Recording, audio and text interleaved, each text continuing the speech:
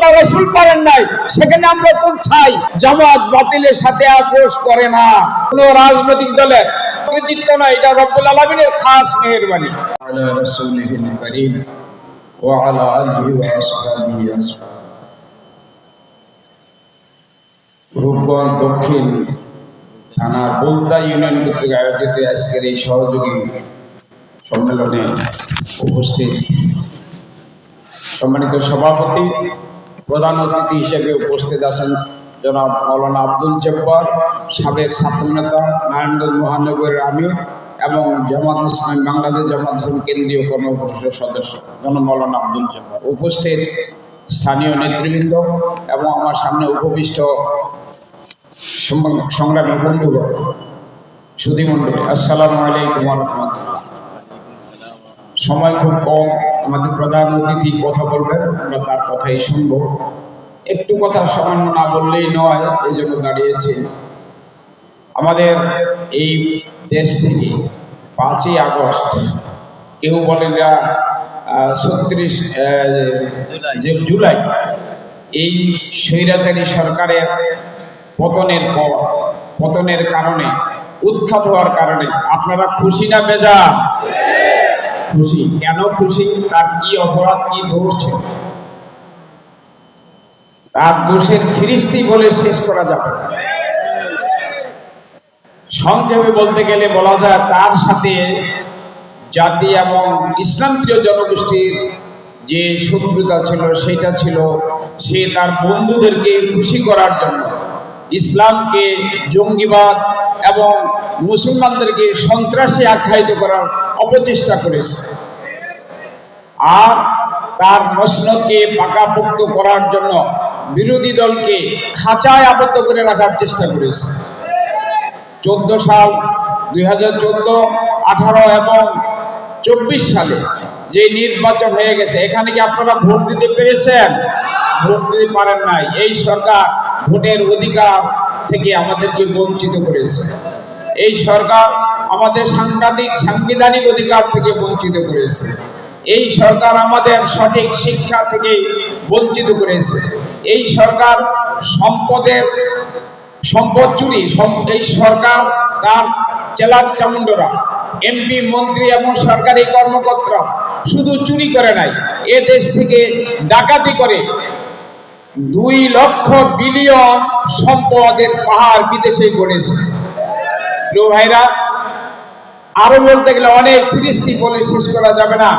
এই সরকারকে এই জন্য এই জাতি প্রত্যাখ্যান করেছে এবং খুব লজ্জাস্কর ভাবে প্রত্যাখ্যান করেছে। অতীতের নমরুদ ফেরাউনকে আল্লাহ তাআলা সামান্য কারণে, সামান্য উছিলা করে যেমনি ভাবে সরিয়ে দিয়েছে, এই সরকারকে, স্বৈরাচারী সরকারকে সামান্য গুটি কয়েক ছাত্র আন্দোলনের সূচনা থেকে এই সরকারের 1 মাসের মধ্যে পতন এবং দেশ থেকে পালাতে বাধ্য করেছে। এই 5ই আগস্টের সকালবেলা পর্যন্ত সরকার যে পালিয়েছে সে নিজে, এবং আপনারা কি কেউ কল্পনা করেছে যে সে এইভাবে পালিয়ে যাবে দেশ থেকে? এটা আমরা কেউ কল্পনা করি না। এবং এটা কোনো রাজনৈতিক দলের, বিএনপি বলেন, জামাত ইসলামী বলেন, অন্য কোনো দলের কোনো কৃতিত্ব না, এটা রব্বুল আলামিনের খাস মেহেরবানি। এই জাতিকে আল্লাহ তাআলা মুক্তি দিয়েছেন এই স্বৈর শাসককে সরিয়ে দিয়ে। জামাত ইসলামী বাংলাদেশ জামাত ইসলামী এদেশে আল্লাহর আইন এবং সৎ লোকের শাসন কায়েম করতে চায়। কি জন্য? পৃথিবীতে কোন আদর্শ রাজনৈতিক শক্তি ছাড়া প্রতিষ্ঠিত হয় নাই। আওয়ামী লীগ 6 দফা দাবি নিয়ে আন্দোলন করেছে, বিএনপি 19 দফা নিয়ে আন্দোলন করেছে, আরো বিভিন্ন দল বিভিন্ন দফা নিয়ে আন্দোলন করেছে। কোনো আন্দোলনেই সফল হয় না যতক্ষণ পর্যন্ত রাজনৈতিক শক্তি তাদের হাতে না এসেছে। আর জামাত ইসলামী যেটা চায়, আল্লাহর দ্বীনকে বিজয়ী করতে চায়, এই জন্য রাজনৈতিক শক্তির কোনো বিকল্প নাই। আর এই রাজনৈতিক শক্তির বিকল্প নাই বলেই আল্লাহ তাআলা যুগে যুগে তার নবী রাসূলদেরকে এই ক্ষমতা দিয়েছেন।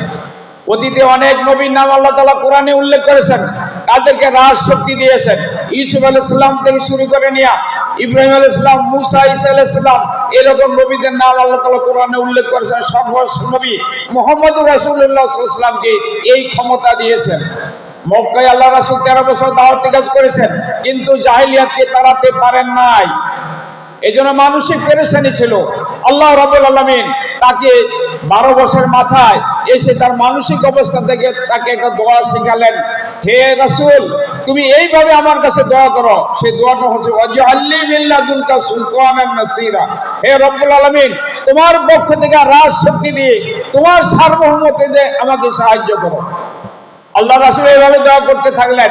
1 বছর মাথায় আল্লাহ তাআলা তাকে মক্কা থেকে মদিনা হিজরত করিয়ে নিয়ে সেখানে ইসলামী রাষ্ট্র কায়েম করলেন, এবং আল্লাহ রাসূল হলেন সেই রাষ্ট্রের প্রধান, সরকার প্রধান, প্রেসিডেন্ট, খলিফা, যাই বলি না কেন, সেখানে আল্লাহ রাসূলের মর্যাদা হয়েছিল। আল্লাহ রাসূল এই জাহিলিয়াতকে তাড়ানোর জন্য যে জিনিস দিয়ে তাড়িয়েছেন তার পরিচয় রব্বুল আলামিন নিজে দিচ্ছেন। ওয়ানজালনাল হাদিদা ফীহি বাসুন শাদীদুন ওয়া মানাফিউ লিন-নাস। আল্লাহ তাআলা তাকে রাজ শক্তি দিয়েছিলেন, রাজনৈতিক শক্তি, লৌহ শক্তি দিয়েছিলেন। এর মধ্যে প্রচন্ড ক্ষমতা রয়েছে, আর মানবতার জন্য রয়েছে অফুরন্ত নিয়ামত এবং কল্যাণ। এই শক্তি বলে তিনি জাহিলিয়াতকে তাড়িয়ে দিয়েছিলেন এবং একটা সোনালী যুগের সূচনা করে কিয়ামত পর্যন্ত মুসলমানদের জন্য, ঈমানদারদের জন্য একটা মডেল রেখে গেছেন। আল্লাহ রাসূল খাতামান নবীন, তিনি চলে গেছেন, তিনি আর আসবেন না, কিন্তু তার মতো মুসলিম রাজা বাদশাহ দেশে দেশে যুগে যুগে পয়দা হবে। এই মুসলিম রাজা বাদশাহদের উপর জন্য আল্লাহ তাআলা 4 দফা কর্মসূচি ঘোষণা করেছেন। কয় দফা? 4 দফা। আল্লাযীনা ইম্মাক্কান্নাহুম ফিল আরদ ওয়া আকামুস সালাহ ওয়া ইতাউজ যাকাত ওয়া ইয়ামুরুনা বিল মারুফ ওয়া নাহুনা আনিল মুনকার। হে মুসলিম রাজা বাদশাহরা, দুনিয়ার কোন ভূখণ্ডে যদি তোমাদের ক্ষমতা দেওয়া হয়, তাহলে তোমরা 4 দফা কর্মসূচি নিয়ে কাজ করবে। তার প্রথম দফা হচ্ছে মানুষের চরিত্র গঠনের জন্য নামাজ ভিত্তিক সমাজ কায়েম করবে। দ্বিতীয় দফা হলো যাকাত ভিত্তিক অর্থ ব্যবস্থা চালু করবে। 3 নম্বর হলো ন্যায় কল্যাণকর যেটা, সেটাকে সমাজে প্রতিষ্ঠিত করবে। 4 নম্বর হচ্ছে অন্যায়, গর্হিত, অকল্যাণ যেটা, এইটা সমাজ থেকে দূর করে দেবে, সরিয়ে দেবে। প্রিয় ভাইরা, আপনাদের কাছে জিজ্ঞেস করতে চাই, বাংলা 71 থেকে যদি আমরা হিসাব শুরু করি, 53 বছর বাংলাদেশ অতিবাহিত করেছে। অনেক রাজা বাদশা ক্ষমতায় এসেছে, অনেক দল ক্ষমতায় এসেছে, কিন্তু তাদেরকে এই 4 দফা কর্মসূচির কোনো একটা ছিল? কোন দলের এই কর্মসূচি ছিল না। এই জন্য জাহিলিয়াত, নব্য জাহিলিয়াত একের পর এক নূতন নূতন রূপে জেগে বসছে। আগে ইফতিজিং ছিল, এরপরে ধর্ষণ শুরু। ধর্ষণ শুধু 1জন 2জন নয়, শত ধর্ষণ করে আনন্দ উৎসব করে আমাদের দেশে সম্পদের লুট হচ্ছে, ব্যাংক লুট হচ্ছে, কুইক রেন্টাল প্ল্যান করে কোটি কোটি সম্পদ এদেশ থেকে তারা হাতিয়ে নিয়ে যাচ্ছে। পার্শ্ববর্তী রাষ্ট্রকে সুবিধা দিয়ে তাদের বিভিন্ন প্ল্যান এদেশে কার্যকরী করে তাদেরকে এদেশ থেকে শোষণ করার সুযোগ করে দিয়েছে। মানুষের নীতি নৈতিকতাকে ধ্বংস করে দেওয়া হয়েছে। আমাদের শিক্ষা ব্যবস্থায় ওই ব্রাহ্মণ্যবাদী শিক্ষা আমাদের সন্তানদের, আমাদের কচি বাচ্চাদের মনে ঢুকিয়ে দেওয়ার অপচেষ্টা করেছে। এইভাবে প্রতিটি ক্ষেত্রে বিচারের নামে প্রহসন আমাদের দেশে মঞ্চস্থ হয়েছে। ওই এক ব্যক্তি যে আদেশ দিয়েছে কোর্টে, সেইটাই বাস্তবায়িত হয়েছে। জজ, ম্যাজিস্ট্রেটদের, কোন বিচারপতিদের কোন সিদ্ধান্ত সেখানে স্বাধীনভাবে কার্যকরী করতে পারে নাই। এর অর্থ হচ্ছে মানুষের তৈরি আইন দিয়া সমাজের কোন পরিবর্তন কোনদিন আনা সম্ভব নয়। আল্লাহ রাসূল পারেন নাই, সেখানে আমরা কোন চাই, কি করে সম্ভব এটা? প্রিয় ভাইরা, এই জন্য জামাত ইসলামী চায় যে আল্লাহর আইন এবং সৎ লোকের শাসন কায়েম না করতে হবে। এটা কায়েম হলে মানুষ তার আকাঙ্ক্ষিত সুখ এবং শান্তি ফিরে পাবে, তা না হলে এটা সম্ভব নয়। প্রিয় ভাইরা, জামাত ইসলামী এইটা চাচ্ছে, কিন্তু কেন চাচ্ছে? এই দেশের রাজা বাদশারা এই কর্মসূচি পালন করছে না। এই কর্মসূচি কার্যকরী করার জন্য আমাদের রাজা বাদশারা কাজ করে নাই, করছে না, কিন্তু আল্লাহ রাব্বুল আলামিন তো জানেন যে তারা এই কাজটা করবে না। জানেন না আল্লাহ তাআলা ভবিষ্যৎ? অবশ্যই জানেন। এই জন্য মুসলিম জনগোষ্ঠীকে টার্গেট করে আল্লাহ তাআলা বলছেন, কুনতুম খায়রা উম্মাতিন উখরিজাত লিন-নাস তা'মুরুনা বিল মা'রুফ ওয়া তানহাউনা আনিল মুনকার। হে মুসলিম জনগোষ্ঠী, তোমাদেরকে উত্তম কওম বানানো হয়েছে মানুষের জন্য, যাতে তোমরা ন্যায়ের প্রতিষ্ঠা করো আর অন্যায়কে ঠেকিয়ে দাও। প্রিয় ভাইরা, আমাদের বাংলাদেশে অনেক জাতিগোষ্ঠী লোক আছে। আল্লাহ তাআলা সকল জাতির কল্যাণ এই ইসলামের মধ্যে, এই দ্বীনের মধ্যে রেখেছেন। ইসলাম প্রতিষ্ঠিত হলে মুসলমানের যেমন কল্যাণ হবে, অমুসলিমেরও তেমনি কল্যাণ হবে। কিন্তু এই দ্বীনকে প্রতিষ্ঠার দায়িত্ব মুসলমানদেরকে দেওয়া হয়েছে, ইমানদারকে দেওয়া হয়েছে। বাংলাদেশে যারা আমরা ইমানদার মুসলমান, সবাই কি আল্লাহর দ্বীন কায়েমের চেষ্টা করছে? করছে না।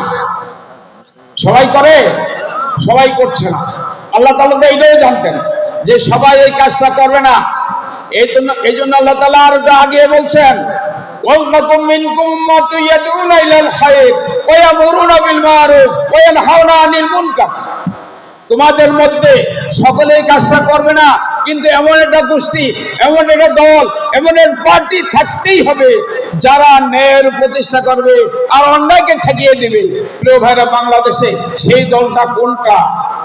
আশা করি আপনাদের বিবেক অবশ্যই সঠিক প্রশ্নের জবাব পাবে খুঁজে। বাংলাদেশ জামাত ইসলামী বাতিলের সাথে কখনো আপোষ করে না, আপোষ করে নাই, এখনো আপোষের মধ্যে নাই, ভবিষ্যতে ইনশাআল্লাহ আপোষ করবে না। বিগত 15.5 বছর বা 18 বছরে জামাত ইসলামী 5 জন শীর্ষ নেতাকে এবং সেই সাথে আরো প্রায় 500 ছাত্র, যুবক, জনতা, মহিলা এবং শিশুকে হত্যা করেছে। অনেক লোকে, হাজার হাজার লোককে পঙ্গু করেছে। কারণ কি? কারণ হলো এটাই, জামাত ইসলামী কারোর সাথে আপোষ করে না। বাংলাদেশে আরো অনেক দল আছে, ইসলামী দল আছে, অন ইসলামী দলও আছে, কিন্তু কারোর উপরে কি এইরকম জুলুম নির্যাতন চলেছে? চলে না। জামাত ইসলামী ওর কেন এত খড়গহস্ত? কারণ একটাই, জামাত বাতিলের সাথে আপোষ করে না। আপনারা কি আপোষ করে চলবেন? ইনশাআল্লাহ আপনারা আপোষ করবেন না। তাহলে আসুন আমরা সকলে সম্মিলিতভাবে চেষ্টা করে এই দেশে আল্লাহর দ্বীনকে প্রতিষ্ঠার জন্য চেষ্টা করি, সৎ লোকের শাসন কায়েমের জন্য চেষ্টা করি। আল্লাহ তাআলা আমাদের কবুল করুন, আমাদের তৌফিক দান করুন। ওয়া মা তাওফীক ইল্লা বিল্লাহ। আসসালামু আলাইকুম ওয়া রাহমাতুল্লাহি ওয়া বারাকাতুহু।